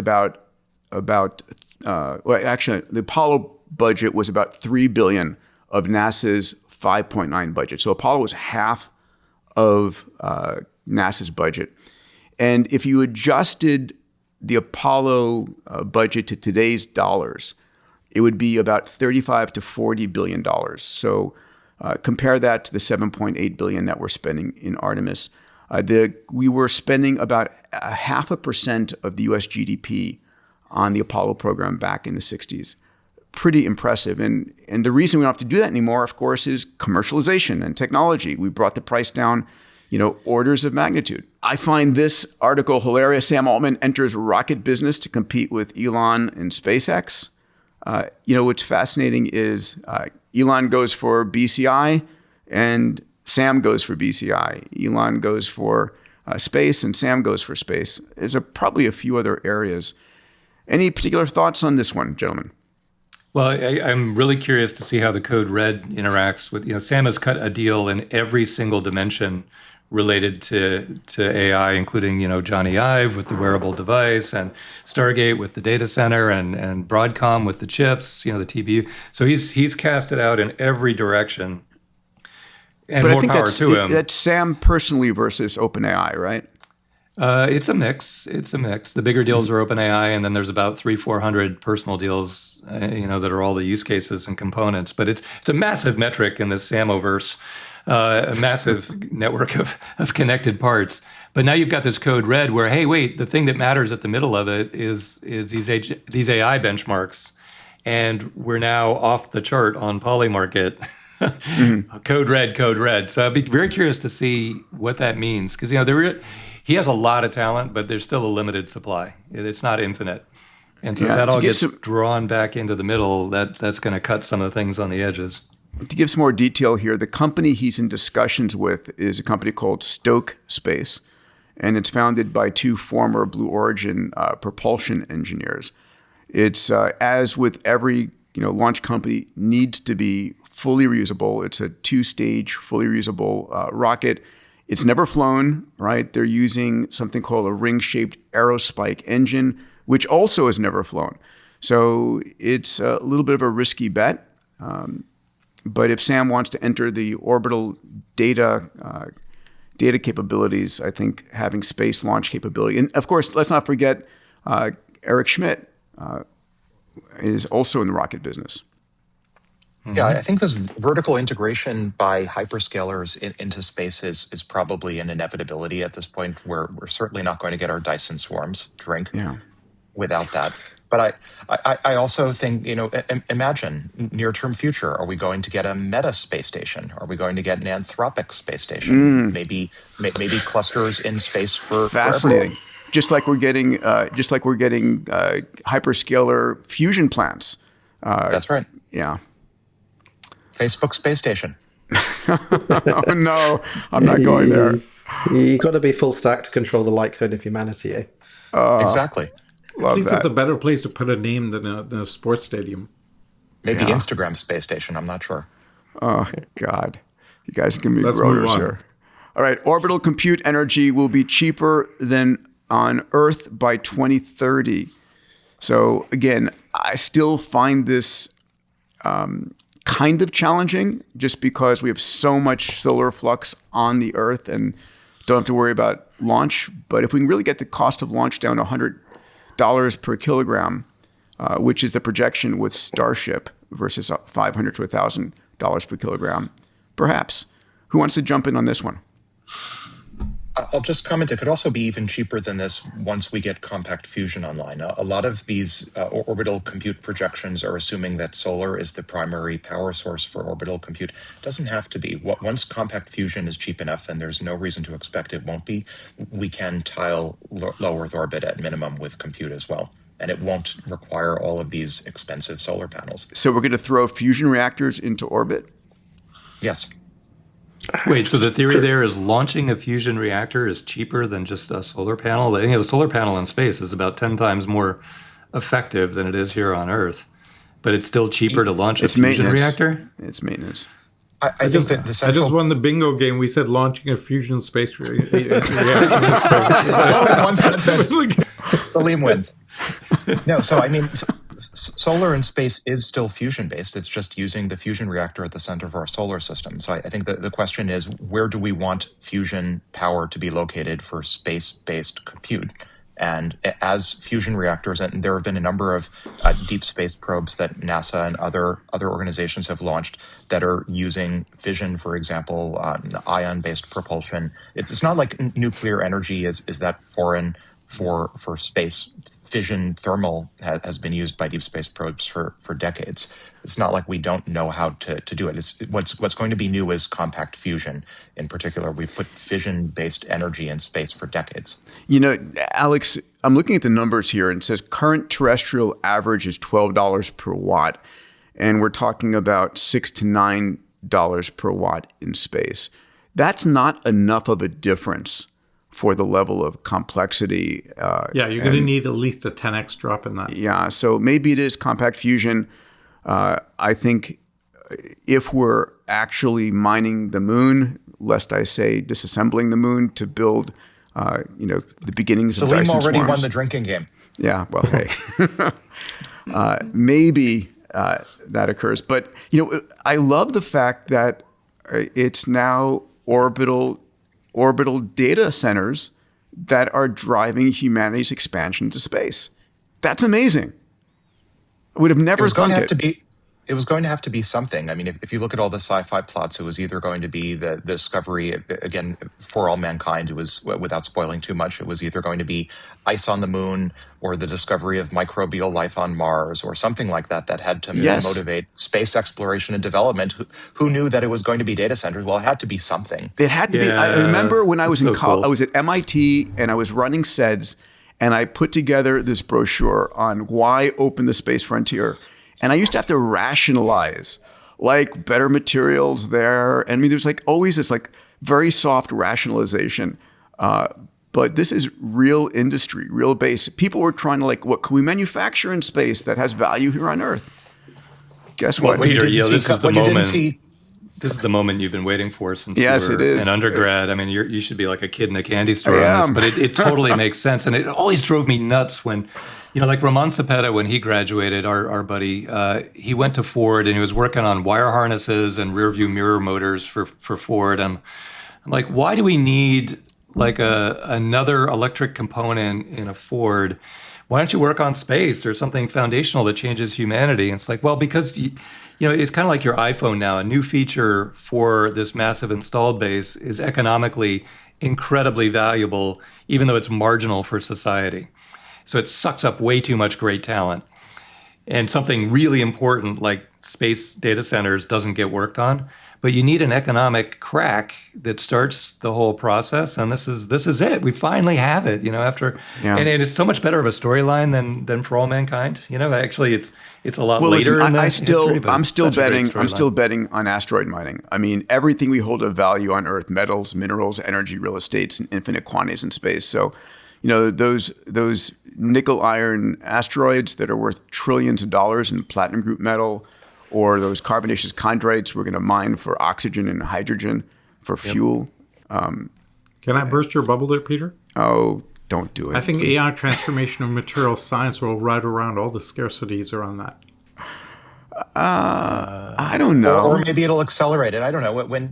Peter, when you were founding SEDS, did you, I'm guessing, not foresee the plot twist that the killer app for space would actually be getting enough compute available to do generative cat videos doing funny things? That I was not able to project that far ahead, to be honest.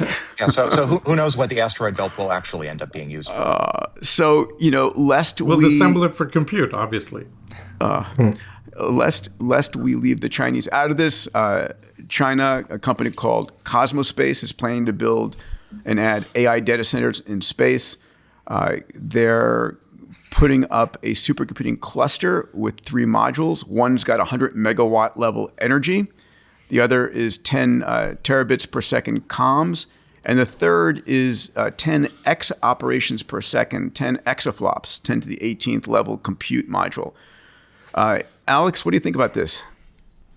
I think we're seeing a race to build Dyson swarms. It's as simple as that. It's not just a race to the moon. It's not just a race to tile the Earth. It is a race to put as much AI accelerated compute into low Earth orbit as possible. And Cosmospace emerged from nowhere. I had never heard of them several months ago. And I don't think an obscure or otherwise obscure Chinese provider is going to be the last story we hear for Chinese orbital AI compute. We're going to see probably a dozen different vendors from China. We'll see, as just discussed, a dozen hyperscalers in the West. And the concern maybe becomes overpopulation on Mars, making sure that all of these Dyson swarms remain interoperable. Can we just point out to all of our listeners, if you've been following us on Moonshots, this conversation of orbital data centers did not exist 4 months ago in any way, shape, or form. It was there. I'm sure people were speaking about it, but it's now become a weekly conversation over the last 3 months. It literally came onto the scene with a vengeance. It's extraordinary. Well, and the technology clearly works. It's proven technology now, so it's just a question of launch costs. That's the only missing link, and it looks promising. Emad, they figured out dissipation side of things. I think that was still outstanding. Yeah, no, they got it. I mean, I'm shocked. There is still an issue of how you can get efficient energy dissipation on the back end. In fact, that was a subject. It was proposed as an X Prize this year at Visioneering. So I think they get that efficient. It'll make more sense. But the thing that always gets me with this is it's horribly insecure. Like you had the proposal by Eric Schmidt and others, like how does things go in a race go against data centers? Space data centers, I think they'll go up and then they'll just start disappearing, honestly. Yeah, well, I'll give you the counter argument, and I totally agree, by the way. So I don't. But just to give you the counter argument, the hardware depreciates in 3 years anyway. So you only need it to be secure for 3 years. So I think the counter argument is that the U.S. Space Force will basically guarantee enough safety that you can get 3 years of hard work out of it before something bad happens, and that's all you need to pay. So what about solar flares? One of our subscribers asked that question. What happens when you have solar flares hitting these, and what happens when there's an EMP that hits them as well? Right, all of this gets knocked out. Actually, I've got a very interesting thing. So we were training on thousands of A100s a few years back, and we kept getting errors exactly at the time of solar activity because it was basically messing with the EMCC memory. Wow. Yeah. So we'll find out how these things sustain in the vacuum. Yeah, you know this better than anyone, Emad, but little inside scoop on the million compute clusters that are being built now. They have errors, here on Earth too. And you have to solve that problem in order to have coherent training anyway. So the error rate goes up a lot in space, but you have to have a process for backing off. And you can't, right now everybody does checkpoints and rollbacks, but you can't, invest, an hour of a million GPUs at millions and millions of dollars and say, oh, wait, we have an error. We're going to roll back all of those GPUs for an hour. So you have to do it, unit by unit. And so that work is well underway. So presumably that'll work fine in space too, and you can tolerate the error rate. All right. The other comment, of course, is that those models just want to learn. So for AI compute workloads, to the extent we're doing training or inference, they can be structured to be fault tolerant. Yeah, Microsoft was actually the leader in that, and now Google's the leader in that. It's just seamless the way that it flips. It'll be interesting once we get up to space. Our last topic here, we're going to dive into robotics just for a few stories. Here we are. After an AI push, the Trump administration is now looking to robots. So robotic are the focus for a 2026 executive order to accelerate U.S. robotic development. We're seeing this in China, right? China is crowning its winners. It's got huge investments into the robotic industry. In fact, in our last pod, we talked about the fact that there is at least what the Chinese are calling a robot, what do you call it? A robotic bubble going on today with over 150 Chinese robot companies. I find this one fascinating. After the acceleration, so major national robot strategies are coming online. Robotic firms are likely to have tax credits, subsidies, protection against trade measures, something along the CHIPS Act once again. Thoughts, gentlemen? I'll comment that the zeitgeist at NeurIPS this year was that humanoid robotics is the next big thing for AI after agents. I think this is how reindustrialization of the US and the West happens. I think this is probably the best path for radically increasing economic growth and automating the 2/3 of the services sector that relies on physical intervention. This is instrumentally convergent for the future that we want. Yeah. Just to remind folks from our last pod, we talked about the fact that China installed 54% of the world's total robots last year. So again, massive, massive push. I want to show a couple of quick videos here just for fun to close this out. We saw in the last week a little bit of Optimus versus Figure competition. Elon posted this image of Optimus walking. Let's take a look. Here it comes, running along, jogging. And then we had Brett posting this one of a figure running across. I have to say they look pretty natural compared to where they were 6 months ago. Which one did you like better? Let me play this again. Here comes Optimus. Optimus coming along. I don't know. It kind of looks like Figure is doing a better job running than me. What do you guys think? I think they're both incredible, and I'd also throw out maybe a request to the audience for the show. If you're interested in supporting robot athletics in the United States, either as a host or as a vendor or in some other capacity, please reach out to me. I'd like to do what I can to ensure U.S. dominance and Western dominance in general with humanoid robots via robot athletics. Yeah, well, let's take a look at Chinese dominance with this video, then we can talk about it. So we saw last week the T800 humanoid robot from Engine AI in China. This is 5 foot 8 inches tall. Incredible capabilities. They put out a new video that I wanted us to take a look at here because it's a little bit shocking.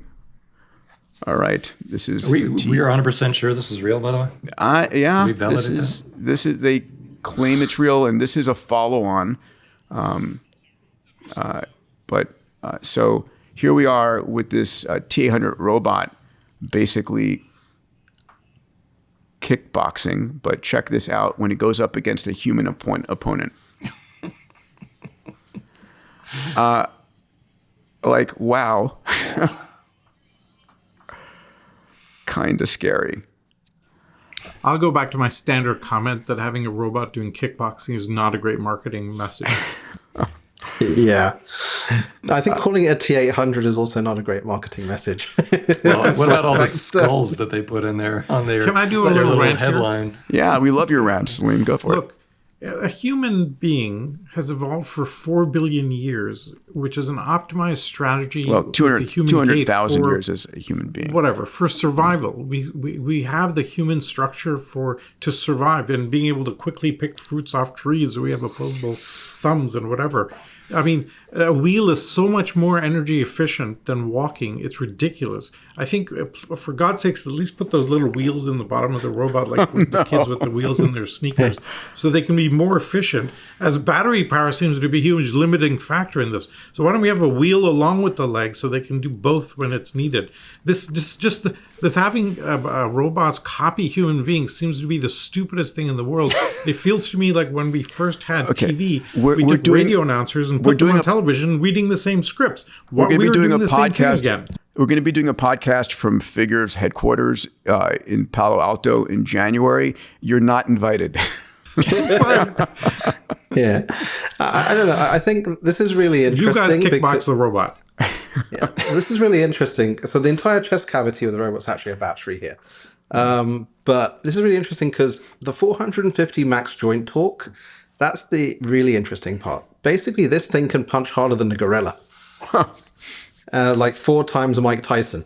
Do you really want those to be walking around in the streets? Like, are they going to have to do regulations on the max joint torque?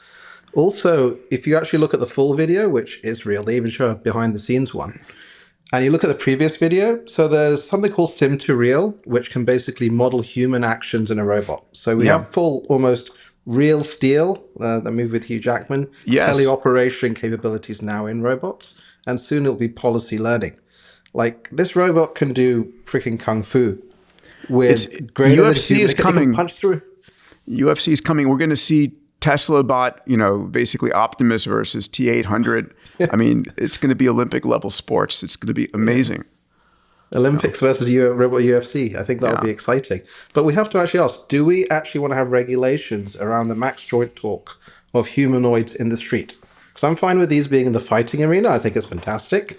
Or in industry, but I don't really feel comfortable with them walking around. Yeah. The challenge comes... No, the kitchen. They're going to be in the kitchen. The challenge comes when they enter warfare, right? I mean, this is Terminator in sort of the pure sense of robots on the battlefield. And it's a scary direction for us to take humanity. Yeah, I think it's all of the above. It'll be warfare, it'll be in the kitchen, it'll be on the street, and you'll see, I think, government governance and governments at different levels, whether it's municipal or national or international regulations for the parameters of what the rules of engagement are, making an omelet versus fighting a war. All right. I want to just do a thanks to CJ Trueheart, who gave us our first song on the Moonshot Mates. This is an outro piece called The Exponential. But before I play our outro piece, gentlemen, it's been a blast to spend time with you guys again. I love this. Emad, it was wonderful to have you as a fifth here today. Grateful for you. What's your week ahead look like, Emad? Lots of policy work and more agent stuff. We've got lots of releases coming. Exciting times. And how was Japan? You were there for FI Japan. Yeah, it was fantastic. Huge amounts of corporate and government interest in using AI to help accelerate the way forward. And so again, hopefully some announcements about that soon. Yeah, and Dave and AWG, you're about to hop your flights back to Boston, I gather. I think collectively we covered 12 countries in the last week and a half in this group. So it'll be nice to be home for at least a week. Nice. And same for you, Salim. Chance to stay home. Yes, I'm here for a bit. I just got back, so I'm preparing for the big online meaning of life session, where if people are interested, come armed with any question you have about life, and let's any see what question. might frame. Any question. When is it, Salim? It's December 17th, 11 a.m. Eastern. We'll go for several hours on metaphysics, philosophy, and the meaning. Yeah, and when Salim says go for several hours, like 6 to 8 hours. Well, it's a big topic. There's lots to cover. It is, for sure. This is an example. We start off on a conversation of what is truth and have it broken down to a 2x2 framework that just is sense-making and allows us to have a decent conversation of what do we mean by that. Well, on Monday, I'm heading up to the Buck in the Bay Area to talk about longevity and AI, my favorite 1-2 punch. And with that, let's listen to the music of CJ Trueheart as we wrap this episode. And gentlemen, see you on the next episode of Moonshots. Thank you to all our subscribers. If you haven't subscribed yet, please do. We're now putting out more than one episode a week just because the speed is moving so rapidly. So if you want to know when the episodes drop, a quick hit subscribe and let's listen to CJ.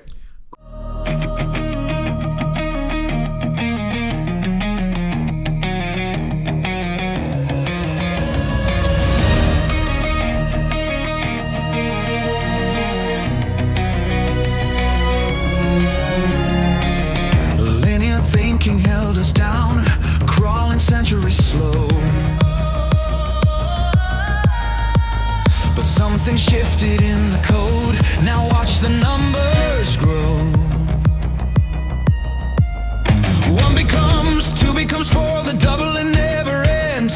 Deceptively flat at first, then vertically ascends. Can you feel it building? The pressure in your chest. This is the moment where the future manifests. We're rising exponential. To the sky, every second accelerating. This the time to be alive. Digitize, disrupt, democratize the dream.